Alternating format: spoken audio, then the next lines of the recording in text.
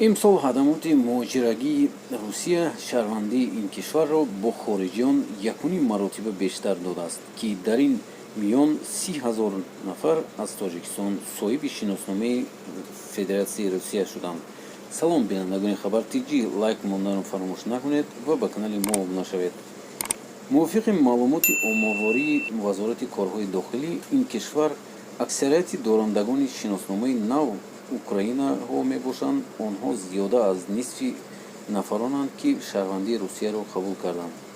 146,000 нафар инҳо асосан сокинони Донецк ва Луганск мебошанд, ки барои онҳо дар баҳор қоидаҳои гирифтани ҳуҷҷати Русияро содда гардонидаанд. инчунин шиносномаҳои Русия аксар вақт аз ҷониби онҳое, ки Қозоқистон 35,000 нафар, Тоҷикистон 30,000 нафар, Арманистон 17,000, Узбекистон 14,000 ва Молдова 11,000 омада буданд, гирифта шуданд.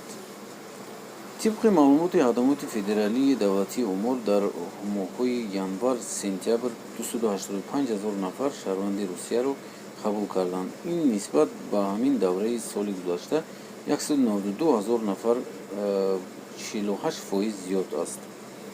афзоиши ба қайд гирифташуда бинобар тағйироти қабулшуда дар қонунгузории муҳоҷират, ки ба соддагардонии расмияти шаҳрвандии Русия нигаронида шудааст.